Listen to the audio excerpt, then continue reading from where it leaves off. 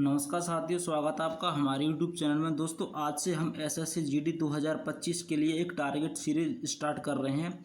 इस target series में हम मैथ के 20 प्रश्नों को मात्र 20 मिनट में हल करेंगे, जो आपकी परीक्षा में स्पीड बूस्ट करेंगे। तो चलिए वीडियो स्टार्ट करते हैं। तो देखो दोस्तों, इस वीडियो हम जो एसएससी जीडी के लिए मोस्ट इंपोर्टेंट मैथ के प्रश्न दिए गए हैं, उन सवालों को हम बहुत ही short trick with smart approach के साथ हल करेंगे। तो देखो, पहला सवाल है आपका, यदि किसी आयत की लंबाई उसकी चौड़ाई की 3 गुनी है और उस आयत का परिमाप 48 सेंटीमीटर, तो उस आयत की चौड़ाई ज्ञात कीजिए। यानी कि आयत की लंबाई L और चौड़ाई V। लंबाई उसकी चौड़ाई की 3 गुनी है, यानी कि अगर मान लो चौड़ाई x है तो लंबाई कितनी हो जाएगी, 3x हो जाएगी। तो ये बोल रहा है तो उसका परिमाप ज्ञात कीजिए। तो परिमाप कितना होता है, 2 इंटू ब्रैकेट में लंबाई प्लस चौड़ाई इक्वल परिमाप। तो इसको ऐड करेंगे तो इसका क्या कर देंगे, डबल कर देंगे। तो इसका 3x और x कितना हो जाएगा, 4x। 4x का डबल करेंगे 8x। 8x यही परिमाप कितना दे रखा है, यह परिमाप दे रखा है 48। कितना दे रखा है, 48। तो x की वैल्यू कितनी आ जाएगी, 8 का भाग देंगे तो 8 छिंगे 48। कितनी आ जाएगी, 8 छिंगे 48। ये बोल रहा है तो उसकी चौड़ाई ज्ञात कीजिए। उसकी चौड़ाई हो जाएगी 6 सेंटीमीटर की। इसका राइट आंसर हो जाएगा। अब प्रश्न नंबर अगले की ओर चलते हैं। प्रश्न नंबर अगला है, एक निश्चित राशि पर 2 वर्षों के लिए 9% प्रति वर्ष की दर से साधारण ब्याज और चक्रवृद्धि ब्याज के बीच अंतर 162 है, तो मूलधन क्या है। यानी कि 9% का सिंपल इंटरेस्ट कितना होता है, 2 साल का, 9 दूनी 18। कितना होता है, 9 दूनी 18% होता है। और 9% का 2 साल का चक्रवृद्धि ब्याज, यानी कि इसका सक्सेस रेशियो निकालेंगे तो इसका डबल कर देंगे, 9 दूनी 18। 9 दूनी 18 दशमलव और 9 का क्या कर देंगे, वर्ग, 9 नम्मा 81। कितना कर देंगे, 9 नम्मा 81। तो यानी कि सिंपल इंटरेस्ट हो गया 18% और कंपाउंड इंटरेस्ट हो गया 18.81%। तो ये बोल रहा है साधारण ब्याज और चक्रवृद्धि ब्याज का अंतर कितना है, 162। यानी कि 18.81 में से 18 घटाएंगे तो जो 162 अंतर है किसका है, 0.81 का। तो ये पूछ रहा है तो मूलधन क्या है, यानी कि हमें 100 का मान पूछ रहा है। तो यहाँ पर 2 अंक बाद दशमलव, तो दशमलव उठाएंगे तो यहाँ पर 2 जीरो और बढ़ जाएंगे। 81 से काटें 162 को, कितनी बार जाएगा, 2 बार में। 2 को गुणा हम 10,000 में करेंगे तो कितना आ जाएगा, 20,000। 20,000 इसका क्या हो जाएगा, राइट आंसर हो जाएगा। सवाल नंबर अगला है आपका। सवाल नंबर अगला है, 17,500 अंकित मूल्य वाला एक टेलीविज़न सेट 14,000 में उपलब्ध है, दी जाने वाली छूट ज्ञात कीजिए। यानी कि जो 17,500 का टेलीविज़न था उसने कितने में बेच दिया, 14,000 में बेच दिया। यानी कि इस पर कितने का डिस्काउंट दिया गया, इसमें डिस्काउंट दिया गया आपको 3,500 का। यानी कि 3,500 का डिस्काउंट दिया गया 17,500 पर। और परसेंट निकालने के लिए 100 का क्या कर देंगे, गुणा। 2 जीरो से 2 जीरो खत्म हो जाएंगी आपकी। 5 से काटेंगे 7 बार में, 5 से काटेंगे इसको 175 को हम, 5 या 15 और 2 बचे 5 25 और 35 से काटेंगे 700 को, 35 दूनी 70, 20%। यानी कि इसका इस पर कितना डिस्काउंट दिया जाएगा, 20%। इसका क्या हो जाएगा, राइट आंसर हो जाएगा। नेक्स्ट प्रश्न है, एक बेलन का आयतन क्या है यदि बेलन की त्रिज्या 10 सेंटीमीटर है और ऊंचाई 20 सेंटीमीटर है। यहाँ पर हमें पाई यूज करना, पाई का मान 3.14 यूज करना है। तो देखो, बेलन का आयतन क्या होता है, बेलन का आयतन होता है pi R square H, pi R square H. तो पाई का मान हमें कितना लेना है, 3.14 लेना है। आर रेडियस यानी त्रिज्या कितनी है, 10, और 10 का वर्ग करेंगे तो कितना हो जाएगा, 100। 10 का वर्ग करेंगे तो 100 इंटू एच, ऊंचाई कितनी दे रखी है, 20। और हम 20 और 100 का गुणा करेंगे 2,000 और 2,000 का गुणा करेंगे तो कितना हो जाएगा, 6 2 8 00, कितना हो जाएगा, 000। इसमें दशमलव कितने अंक बाद लग जाएगा, 2 अंक बाद। तो इसका राइट आंसर कितना हो जाएगा, 6,280। इसका क्या हो जाएगा, राइट आंसर। यानी कि बेलन का आयतन हो जाएगा 6280। प्रश्न नंबर अगला है, 4 अंकों की संख्या जो 4 6 3 बाई 7 से विभाज्य है, तो बाई का मान ज्ञात कीजिए। तो 4 6 3 बाई ये कितने से विभाज्य है, 7 से विभाज्य है। तो 7 6 42, 4 बचे और 7 6 42 4, 7 6 42 1 और यहाँ पर 1 बचा। यहाँ पर कितना हो बाई की जगह पे जो 7 से डिवाइड हो जाए, यानी 1 और 14, तो 7 दूनी 14। इसका राइट आंसर कितना हो जाएगा 4, 4 इसका हो जाएगा राइट आंसर। नेक्स्ट प्रश्न है, 6 आदमी प्रतिदिन 10 घंटे काम करके एक दीवार का निर्माण कुछ निश्चित दिनों में कर सकते हैं। 12 आदमी प्रतिदिन कितने घंटे कार्य करके समान दिनों में उस दीवार का निर्माण कर सकते हैं। तो देखो यह उस टाइप का प्रश्न है M1 D1 बट्टे W1। तो देखो 6 आदमी किसी कार्य को 10 घंटे यानी कि 10 घंटे काम करके करते हैं, कुछ निश्चित दिनों में बना सकते हैं। तो 12 आदमी उस दीवार को कितने दिनों में, तो 12 इंटू डी, तो 6 से काटेंगे 12 को 2 बार में, 2 से काटेंगे 10 को 5 बार, यानी कि डी की वैल्यू कितनी आ जाएगी 5, कितनी आ जाएगी 5। तो उस दीवार का निर्माण कितने दिनों में कर सकते हैं, कर देंगे 5, इसका राइट आंसर हो जाएगा। प्रश्न नंबर अगला है, यदि 2 पर पावर x प्लस 3 पर पावर y बराबर 17 तो इसका मान ज्ञात कीजिए। तो देखो इस सवाल को हम सबसे पहले ऑप्शन से करेंगे। मान लो x पहला ऑप्शन 1 रखते हैं, x बराबर 1 y बराबर 3 रखेंगे, तो x की वैल्यू एक तो 2 और y का 27 हो जाएगा, ये नहीं हो जाएगा। दूसरी रखेंगे x बराबर 3, तो 2 का क्यूब होता है 8 और 3 का क्यूब होता है कितना 27 और ये भी नहीं हो जाएगा क्योंकि हमें टोटल 17 लाना है। अब तीसरा रखेंगे x बराबर 3, तो 2 का क्यूब 8 और y बराबर 2, तो 3 का वर्ग 9, 9 और 8 कितना होगा 17। तो यानी कि 17 इसमें क्या है, ये सेटिस्फाइड कर रहा है, क्या कर रहा है 17 सेटिस्फाइड कर रहा है, तो इसका मान यही हो जाएगा। प्रश्न नंबर 8 है, क्लियरेंस सेल पर एक दुकानदार 45% छूट देता है। यदि एक ग्राहक सेल ने के दौरान 330 रुपये का भुगतान किया तो उस शर्ट का अंकित मूल्य यानी कि मार्केट प्राइस पूछ रहा है। यानी कि ग्राहक ने उसे कितने रुपए दिए, 330 रुपये दिए, लेकिन उसने छूट कितने की दी, 45% की छूट दी, तो उसने कितने पे किए होंगे, 55% पे किए होंगे। तो हमें 100 का मान निकालना है। हमें कितने का निकालना है, 11 से काटेंगे 11 तिया 33, 11 से काटेंगे 5 बार में, 5 से काटेंगे 100 को 20 बार में, 20 और 30 का गुणा करेंगे तो 600, कितना हो जाएगा 600 इसका क्या हो जाएगा राइट आंसर हो जाएगा। प्रश्न नंबर है आपका 9, यदि a प्लस बी का 20%, a माइनस बी का 30%, तो b का कितना परसेंट a के बराबर है, b का कितना परसेंट a के बराबर है। तो देखो इसमें क्या है a प्लस b, यानी कि देखो इस सवाल को हम डायरेक्ट हम कैसे करेंगे। तो देखो सबसे पहले हम यहाँ पर a प्लस बी दे रखा है, परसेंटेज से परसेंटेज खत्म हो जाएगा, 0 से 0, और 2 का गुणा हम करेंगे तो 2a प्लस 2b बराबर 3a माइनस के 3b। तो इसमें देखो इधर 3a प्लस की है, इधर माइनस की हो जाएगी, तो इसमें कितना हो जाएगा माइनस के a बचे और इधर क्या बचा 5b, यानी कि a और b का मान कितना आ गया, a और b का मान आ गया 5/1। a की वैल्यू 5 और b की वैल्यू तो a बोल रहा है, तो b का कितना परसेंट a के बराबर है, b का यानी कि 1 का मान 100, यानी कि 100 का गुणा करेंगे तो कितना हो जाएगा 500%, यानी कि इसकी वैल्यू कितनी हो जाएगी 500%, इसका राइट आंसर है।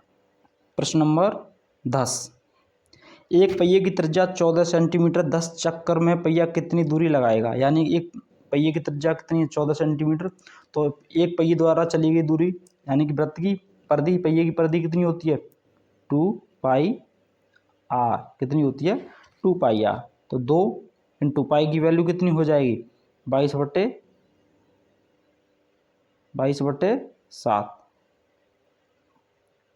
इंटू आर की वैल्यू कितनी है 14, तो 7 से काटेंगे 2 बार में, 2 का गुणा हम कितने 22 44 का 88, यानी कि एक चक्कर में पहिया 88 चक्कर चल रहा है, 10 चक्कर में कितना चलेगा 880, 880 इसका क्या हो जाएगा, राइट आंसर हो जाएगा। प्रश्न नंबर है आपका अगला, उस त्रिभुज का क्षेत्रफल ज्ञात कीजिए जिसकी प्रत्येक भुजा की लंबाई 13 इंच, 15 इंच और 14 इंच है। इसमें क्या कर लगाएंगे हम, इसमें लगेगा आपका फॉर्मूला एस माइनस के ए, एस माइनस के बी और एस माइनस के सी का अंडर रूट, ये वाला इसमें फॉर्मूला लगाएंगे हम। इसमें ये वाला फॉर्मूला लगाएंगे तो सबसे पहले हम एस यानी कि हमें क्या निकालना है, अर्धपरिमाप। इसको जितनी भुजा दे रखी हैं उनको ऐड करके दो से डिवाइड कर देंगे। 15 और 13 28, 28 और 14 कितना होता है, 28 और 14 42, 42 में 2 का ऐड करेंगे तो एस की वैल्यू कितनी आ जाएगी, एस की वैल्यू आ जाएगी आपकी 21। एस की वैल्यू कितनी आ जाएगी 21। अब इसका क्या निकाल दो, अंडर रूट निकाल दो। 21 इंटू 21 में से 13 गया तो कितना बचा 8, और 21 में से 15 गया तो 6, और 21 में से 14 गया तो 7। अब इसका देखो, इसका हम क्या करेंगे, इसका रूट निकालेंगे। तो देखो सबसे पहले हमें क्या करना है, इसमें हम इसकी 21 को कैसे लिख सकते हैं, 21 को हम 7 इंटू कितना लिख सकते हैं 3, 21 को 7 इंटू 3, और 8 को हम लिख सकते हैं 2 इंटू 2 इंटू 2, और हम 6 को लिख सकते हैं 2 इंटू 3, और 7 तो आपका ऑलरेडी है ही, 7 को मैं यहाँ पे लिखता हूँ। तो देखो इसमें एक 3 का पेयर बन जाएगा, यहाँ पर 3 को लिख लेंगे, ठीक है, यहाँ पर हम 3 को लिख लेंगे 3, और इसमें से एक 2, और एक इसमें से 2, और एक 7, तो कितना हो जाएगा 3 दूनी 6, 6 दूनी 12, 12 सत्ते 84, कितना हो जाएगा 12 सत्ते 84, यानी इसका राइट आंसर हो जाएगा 84 वर्ग इंचेस का राइट आंसर है। प्रश्न नंबर अगला है, अंकित मूल्य का 2/5 विक्रय मूल्य के 5/8 के बराबर है तो छूट प्रतिशत ज्ञात कीजिए। अंकित मूल्य यानी कि एमपी, मार्केट प्राइस का 2/5 बराबर है विक्रय मूल्य के यानी कि सेलिंग प्राइस के 5/8 के 5/8 के। तो ये पूछ रहा छूट प्रतिशत कितना है, तो एमपी मार्केट प्राइस बटे सेलिंग प्राइस। तो देखो इसका इसमें गुणा कर देंगे तो कितना हो जाएगा 25, और इसका गुणा कर देंगे 8 दूनी 16, यानी कि मार्केट प्राइस का 25 रुपये और सेलिंग प्राइस विक्रय मूल्य यानी कि 16 रुपये, यानी कि कोई 25 रुपये की वस्तु 16 रुपये में बेचती तो कितने का डिस्काउंट दिया होगा, 9 का दिया होगा, और परसेंट निकालने के लिए कितने गुणा करते हैं 100 का, 25 से काटेंगे 4 12 9 चौका 36, तो इसका राइट आंसर हो जाएगा 36%। नेक्स्ट प्रश्न है, 20 छात्रों की आयु 15 वर्ष है। यदि यह देखा गया कि औसत आयु की गणना करते समय एक छात्र की आयु 9 वर्ष के स्थान पर 15 वर्ष ली गई, सही औसत ज्ञात कीजिए। यानी कि 9 वर्ष ले जानी थी, लेकिन कितनी ले दी गई 15 वर्ष, तो कितने की वृद्धि हुई 6 की वृद्धि हुई, कितने छात्रों पर हुई 30 छात्रों पर, तो कितना औसत बढ़ गया, तो 6 से काटेंगे एक बार में, 6 से काटेंगे 5 बार में, और 5 से डिवाइड करेंगे तो 0.2, यानी कि औसत में 0.2 की वृद्धि हो गई। तो इसका औसत कितना था 15 में से हम 0.2 घटा देंगे तो कितना आ जाएगा 14.8, इसका राइट आंसर हो जाएगा। प्रश्न नंबर अगला है, एक व्यक्ति 25% के लाभ पर गेहूं बेचता है, यदि वह इसका विक्रय मूल्य 40 रुपये कम कर देता है तो उसे 25% की हानि होती है, तो गेहूं का प्रारंभिक मूल्य कितना था। देखो 25 और 25 कितना हो गया 50, 50% की वैल्यू कितनी दे रखी है इसमें, यानी कि 25% की हानि हो रही है और 25% का लाभ, तो 25 की वैल्यू 40 रुपये विक्रय मूल्य कम हो जाता है, तो 100% की वैल्यू कितनी हो जाएगी, 100% की वैल्यू हो जाएगी 80, कितनी हो जाएगी 80। तो ये बोल रहा है गेहूं का प्रारंभिक विक्रय मूल्य कितना था, तो प्रारंभिक विक्रय मूल्य कितना हो जाएगा 80, इसका क्या हो जाएगा राइट आंसर हो जाएगा। अब चलते हैं प्रश्न नंबर अगले की तरफ, P/Q बराबर R/S बराबर T/U बराबर 2/5 है, तो 4P + 3R + 70 अनुपात 4Q प्लस के 3S प्लस के 7U का मान ज्ञात कीजिए। तो देखो सबसे पहले 4P, P का मान P/Q आर बटे एस और टी बटे क्यू। इसकी वैल्यू कितनी दे रखी है, 2/5। यानी पी आर टी जो ऊपर है इसके मान कितना रहेगा, सभी का 2 रहेगा। क्यू एस यू की वैल्यू कितनी रहेगी, 5। तो देखो इसमें हम क्या करेंगे, ऊपर की वैल्यू ऊपर वालों की रहेगी, जैसे 4p, पी का मान कितना है 2, तो 4 दूनी 8 हो जाएगा, प्लस 3s, आर की वैल्यू 2, 3 दूनी 6 और 70, टी का मान 2, 7 दूनी 14, 8 और 14, 14 14 कितना हो जाएगा 28। इसकी वैल्यू कितनी होगी 28। इसी प्रकार 4q क्यू का मान कितना 5, 4q तो 5 होगा 20।